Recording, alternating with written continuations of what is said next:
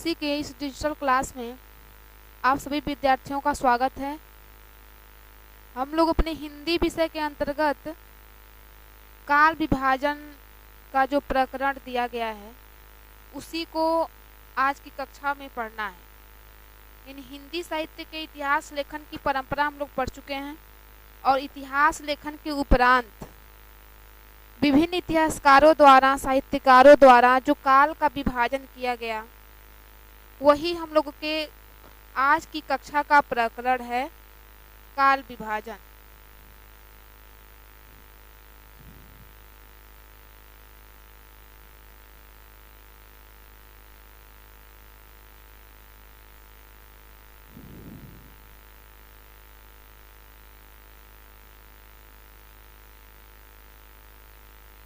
देखिए, काल विभाजन और नामकरण ये दोनों ही बातें साहित्य के इतिहास में बहुत ही महत्वपूर्ण स्थान रखती हैं। यानी इतिहास लेखन का कार्य तो संपन्न हो चुका, अब उसके बाद हमें उस इतिहास को, हिंदी साहित्य के इतिहास को समय में बांटना है और फिर बांटने के उपरांत उनका नामकरण करना है। और ये दोनों ही बातें साहित्य के इतिहास के संदर्भ में अत्यंत महत्व रखती हैं। पर इन दोनों महत्वपूर्ण कार्यों को भी विभिन्न विद्वानों ने विभिन्न आधार पर संपन्न किया है, जिसके कारण इनमें एक रूपता तथा वैज्ञानिकता दोनों का ही अभाव हो चला है। अर्थात काल विभाजन और नामकरण के कुछ आधार विद्वानों के द्वारा दिए गए और जब विद्वानों के द्वारा उसका आधार बना दिया गया तो उस आधार के कारण विद्वानों में कोई एक मत नहीं हो पाया, एक रूपता नहीं हो पाई और विभिन्न विद्वानों ने अपने अनुसार हिंदी साहित्य का काल विभाजन किया और नामकरण किया है। जिसमें डॉक्टर नगेंद्र को यदि हम लें तो डॉक्टर नगेंद्र ने हिंदी साहित्य के काल विभाजन और नामकरण के कुछ आधार माने हैं। डॉक्टर नगेंद्र के अनुसार हिंदी साहित्य का अगर काल विभाजन हम कर रहे हैं, उसका नामकरण कर रहे हैं, तो वह कुछ आधार बताते हैं कि काल विभाजन इसी आधार पर होना चाहिए। अब उसमें उनका जो आधार है जो के नामकरण का, सबसे पहले ऐतिहासिक कालक्रम के अनुसार, ऐतिहासिक कालक्रम के अनुसार वह नामकरण काल विभाजन करते हैं, जिसमें आदिकाल, मध्यकाल, संक्रांति काल, आधुनिक काल आदि का उल्लेख उन्होंने किया है। दूसरा, शासक और उसके शासन काल के अनुसार डॉक्टर नगेंद्र ने यह भी माना कि जब हम काल विभाजन करें तो वह काल विभाजन शासक और उसके शासन काल के अनुसार भी हो सकता है, किया जा सकता है, जैसे एलिजाबेथ युग, विक्टोरिया युग, मराठा काल आदि। तीसरा जो उन्होंने आधार माना वह लोकनायक और उसके प्रभाव काल के अनुसार, कि कोई लोकनायक है और उसके प्रभाव काल के अनुसार भी हम काल विभाजन नामकरण कर सकते हैं, जैसे चैतन्य काल, गांधी युग इत्यादि के नाम पर हम काल विभाजन अथवा नामकरण कर सकते हैं। तीसरा उन्होंने कहा, चौथा, कि साहित्य नेता उसके प्रभाव परिधि के आधार पर, कि साहित्य नेता उसके प्रभाव परिधि के आधार पर भी हम काल विभाजन और नामकरण कर सकते हैं, जैसे रविंद्र युग, भारतेंदु युग आदि। यानी साहित्य नेता उसके प्रभाव के आधार पर रविंद्र युग अथवा भारतेंदु युग, ये भी हम नामकरण कर सकते हैं। ये डॉक्टर नगेंद्र के कुछ आधार हैं जिसको उन्होंने माना है। आगे भी है, आगे उन्होंने कहा कि काल विभाजन में और भी आधार बनाए जा सकते हैं, जिसमें राष्ट्रीय, सामाजिक अथवा सांस्कृतिक घटना या आंदोलन के आधार पर, इसके आधार पर भी हम काल विभाजन कर सकते हैं। आगे उन्होंने माना साहित्यिक प्रवृत्ति के आधार पर, कि साहित्यिक प्रवृत्तियों के आधार पर भी हम काल विभाजन कर सकते हैं, जैसे रीतिकाल, छायावादी युग, भक्तिकाल इत्यादि, जिसमें साहित्यिक प्रवृत्तियां प्रधान हैं। वर्ग विभाजन प्रायः समान प्रकृति और प्रवृत्ति के आधार पर किया जाता है। और अंततः उन्होंने ये भी माना कि हम जब काल विभाजन कर रहे हैं, नामकरण कर रहे हैं, तो उसमें उस युग की प्रकृति और प्रवृत्ति, ये दो मुख्य आधार होने चाहिए। यानी कि काल विभाजन करते समय ये सारे आधार जो हम लोग पढ़े हैं वो तो है ही, इसके अतिरिक्त भी प्रकृति और प्रवृत्ति, ये दो मुख्य आधार होने चाहिए जिसके आधार पे हम काल विभाजन कर सकते हैं। अब हिंदी साहित्य का इतिहास और काल विभाजन देखेंगे कि विभिन्न विद्वानों ने अपने अनुसार हिंदी साहित्य का काल विभाजन किस प्रकार से किया है। तो सबसे पहले डॉक्टर जॉर्ज ग्रियर्सन से शुरू करें। डॉक्टर जॉर्ज ग्रियर्सन ने काल विभाजन का क्या आधार माना है।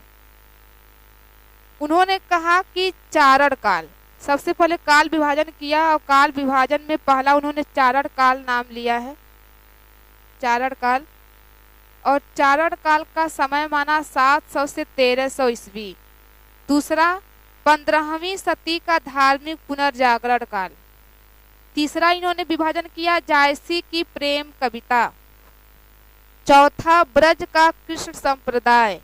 ये सब डॉक्टर जॉर्ज ग्रियर्सन के द्वारा हिंदी साहित्य का काल विभाजन है। उसके बाद मुगल दरबार, तुलसीदास, रीतिकाव्य, तुलसीदास के अन्य परवर्ती, 18वीं शताब्दी, कंपनी के शासन में हिंदुस्तान। ये जितना विभाजन आप देख रहे हैं यह सब डॉक्टर जॉर्ज ग्रियर्सन के द्वारा हिंदी साहित्य का काल विभाजन है। उसके बाद मिश्र बंधु आते हैं और मिश्र बंधु हिंदी साहित्य का काल विभाजन करते हैं। और सबसे पहले वह हिंदी साहित्य को 5 भागों में बांटते हैं, जिसमें आरंभिक काल पहला, माध्यमिक काल दूसरा, तीसरा अलंकृत काल, चौथा परिवर्तन काल और 5वां वर्तमान काल। यानी कुल 5 भागों में मिश्र बंधुओं का काल विभाजन है। मिश्र बंधु वही जिन्होंने मिश्र बंधु विनोद नामक पुस्तक की रचना की हिंदी साहित्य के इतिहास में। अब मिश्र बंधु के बाद डॉक्टर राम कुमार वर्मा, और डॉक्टर राम कुमार वर्मा हिंदी साहित्य का काल विभाजन 5 भागों में करते हैं। यानी हिंदी साहित्य के इतिहास को यह 5 भागों में बांट रहे हैं। संधिकाल, चारण काल, भक्तिकाल, रीतिकाल, आधुनिक काल।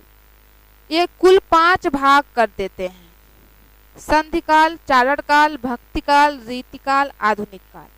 अब डॉक्टर राम कुमार वर्मा के पश्चात डॉक्टर हजारी प्रसाद द्विवेदी जी आते हैं, और हजारी प्रसाद द्विवेदी जी हिंदी साहित्य के इतिहास को 4 भागों में बांटते हैं, जिसमें आदिकाल, भक्तिकाल, रीतिकाल और आधुनिक काल आता है। यानी जब यह काल विभाजन करते हैं तो 4 भाग में बांटते हैं और उस चारों भागों का नामकरण करते हैं। उसके बाद आते हैं गणपत चंद्र गुप्त, और गणपत चंद्र गुप्त जो हिंदी साहित्य का काल विभाजन कर रहे हैं, उसमें सबसे पहले आदिकाल, पूर्व मध्यकाल, उत्तर मध्यकाल, आधुनिक काल। इन्होंने भी हिंदी साहित्य के कुल 4 भाग किए, और उस 4 भागों के अंतर्गत इन्होंने जो नामकरण किया, आदिकाल सबसे पहला, दूसरा पूर्व मध्यकाल जिसको हम भक्तिकाल भी कहते हैं, तीसरा उत्तर मध्यकाल जिसे हम रीतिकाल कहते हैं, और चौथा आधुनिक काल। अब गणपत चंद्र गुप्त के उपरांत आते हैं रामचंद्र शुक्ल जी। अब रामचंद्र शुक्ल का जो काल विभाजन है वह हिंदी साहित्य के इतिहास में अत्यंत महत्वपूर्ण है और सर्वसम्मत से स्वीकृत है। यानी आचार्य शुक्ल का काल विभाजन पूरे हिंदी साहित्य में महत्वपूर्ण स्थान रखता है। ऐसे बहुत सारे लोगों ने काल विभाजन किया, बहुत से साहित्यकार विद्वान आए और हिंदी साहित्य का विभाजन किया, लेकिन उन सभी साहित्यकारों में, सभी इतिहासकारों में, सभी विद्वानों में जो विभाजन आचार्य रामचंद्र शुक्ल ने किया उसे हिंदी साहित्य में महत्वपूर्ण माना गया और सभी ने उसे स्वीकार किया है। अब इन्होंने जो काल विभाजन किया, सबसे पहला आदिकाल, और आदिकाल को इन्होंने एक और नाम दिया वीरगाथा काल। समय इसका संवत 1050 से 1375 विक्रम, ये इन्होंने समय माना। पूर्व मध्यकाल जिसको नाम दिया भक्ति काल और समय माना संवत 1375 से 1700। तीसरा विभाजन उत्तर मध्यकाल जिससे एक और नाम इन्होंने दिया रीतिकाल और इसका जो समय है वह संवत 1700 से 1900। चौथा आधुनिक काल और इस आधुनिक काल को आचार्य शुक्ल ने गद्य काल भी कहा और इसका समय संवत 1900 से अब तक। ये विभाजन आचार्य शुक्ल के द्वारा है। आदिकाल अथवा वीरगाथा काल संवत 1050 से 1375, पूर्व मध्यकाल भक्ति काल संवत 1375 से 1700, उत्तर मध्यकाल जिसको रीतिकाल भी कहा जाता है संवत 1700 से 1900, चौथा आधुनिक काल जिसे गद्य काल भी कहा जाता है संवत 1900 से अब तक। यह आचार्य शुक्ल के द्वारा हिंदी साहित्य का काल विभाजन है। अब हम यह देखेंगे कि किसके काल को मान्यता मिल रही है। देखिए, आचार्य शुक्ल ने परंपरा से प्राप्त आदि, मध्य और आधुनिक नामों के साथ उस युग के साहित्य के प्रमुख प्रवृत्ति के आधार पर एक एक और विशिष्ट नाम और भी जोड़ दिया है। इन आचार्य शुक्ल ने जो परंपरा से नाम चले आ रहे थे बाकी साहित्यकारों द्वारा, जैसे हजारी प्रसाद द्विवेदी, गणपत चंद्रगुप्त, आदि, मध्य और आधुनिक, इसको तो उन्होंने साथ लिया ही। उस युग की जो प्रमुख प्रवृत्तियां थीं उसके आधार पर एक एक और विशिष्ट नाम जोड़ दिया। जैसे आदिकाल को उन्होंने वीरगाथा काल कह दिया, पूर्व मध्यकाल को रीतिकाल कह दिया, उत्तर मध्यकाल को पूर्व मध्यकाल को भक्ति काल कह दिया, उत्तर मध्यकाल को रीतिकाल कह दिया, आधुनिक काल को गद्य काल कह दिया। यानी उस युग की जो प्रमुख प्रवृत्ति थी उसके आधार पर भी उन्होंने एक एक और नया नाम, विशिष्ट नाम जोड़ दिया, जिससे प्रत्येक काल की विशिष्ट प्रवृत्ति का भी प्रतिनिधित्व हो जाता है। अब जो उन्होंने परंपराओं के साथ जो नाम चला आ रहा था उसके साथ जो एक विशिष्ट नाम जोड़ दिया, उस नाम के जुड़ने से उस काल की जो प्रमुख विशिष्ट प्रवृत्ति है उसका बोध होता है और इससे वह नाम एक और नए रूप में, एक नए ढंग के साथ सबके समक्ष वह काल प्रदर्शित होता है। निसंदेह शुक्ल जी का काल विभाजन अपनी संक्षिप्तता और सरलता के कारण आज तक हिंदी जगत में प्रचलित एवं मान्य है। यानी आचार्य शुक्ल के द्वारा जो काल विभाजन किया गया, जो नामकरण दिया गया, वह नामकरण परंपराओं के साथ साथ उस युग की प्रमुख प्रवृत्ति का, प्रमुख प्रकृति का भी प्रतिनिधित्व करता है, जिसके कारण आचार्य शुक्ल का काल विभाजन हिंदी जगत में प्रचलित के साथ साथ सर्वसम्मत से स्वीकृत भी हुआ है, मान्य भी है। अब आचार्य शुक्ल ने प्रवृत्ति को आधार माना, क्योंकि जब हम लोग नामकरण के आधार पढ़ रहे थे तो नामकरण के आधार में बताया गया था डॉक्टर नगेंद्र के अनुसार ही कि नामकरण के कई आधार हो सकते हैं, जिसमें साहित्यिक प्रवृत्ति प्रमुख है। यानी नामकरण के आधार में, काल विभाजन के आधार में साहित्यिक प्रवृत्तियां प्रमुख रूप से सामने आनी चाहिए, क्योंकि जब साहित्यिक प्रवृत्तियां सामने आएंगी तो हमें उस युग का जो वातावरण है उसके विषय में भली भांति जानकारी प्राप्त हो पाएगी। और उसका प्रतिनिधित्व आचार्य शुक्ल के द्वारा किया गया काल विभाजन सही रूप से करता है, सही रूप में वो पाठक के समक्ष प्रस्तुत करते हैं, जिसके कारण इतने सारे विद्वानों के काल विभाजन में आचार्य शुक्ल का काल विभाजन हिंदी जगत में प्रचलित और मान्य हुआ है। एक बार और इसको आप देख लीजिए।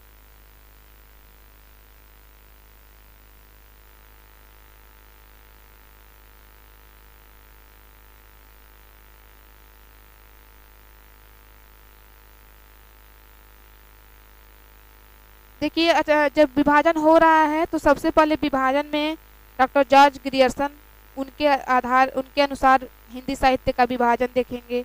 उसके उपरांत मिश्र बंधु आ जाते हैं, यानी मिश्र बंधु का जो काल विभाजन है इसको देख लेंगे। आरंभिक काल, माध्यमिक काल, अलंकृत काल, परिवर्तन काल, वर्तमान काल। मिश्र बंधु के उपरांत डॉक्टर राम कुमार वर्मा, जिन्होंने 5 भाग में विभाजन किया: संधि काल, चारण काल, भक्ति काल, रीति काल, आधुनिक काल। डॉक्टर राम कुमार वर्मा के उपरांत डॉक्टर गणपत चंद्र गुप्त, और इनका विभाजन आदिकाल, पूर्व मध्यकाल, उत्तर मध्यकाल और आधुनिक काल, 4 भाग। हजारी प्रसाद द्विवेदी का काल विभाजन, जिसमें आदिकाल, भक्ति काल, रीति काल, आधुनिक काल, और उनके उपरांत आचार्य शुक्ल का काल विभाजन आ जाएगा। और अंततः आचार्य शुक्ल का काल विभाजन ही हिंदी जगत में सबसे प्रभावी रूप में हम लोगों के समक्ष आता है। अब ये तो काल विभाजन हो गया। अब कुछ काल विभाजन के उपरांत नामकरण को लेकर के कुछ समस्याएं उत्पन्न हुई कि यदि हम ये नामकरण कर रहे हैं तो किस आधार पे कर रहे हैं और ये नामकरण कहाँ तक उचित है, जिसको कल की कक्षा में पढ़ा जाएगा। हिंदी साहित्य का काल विभाजन एवं नामकरण। जैसे आदिकाल को वीरगाथा काल कहा गया है तो किस आधार पे कहा गया है, पूर्व मध्यकाल को भक्ति काल आचार्य शुक्ल ने कहा तो किस आधार पे कहा, यानी उनके पक्ष विपक्ष में जो साहित्यकारों के मत होंगे उसको कल की कक्षा में पढ़ा जाएगा। धन्यवाद।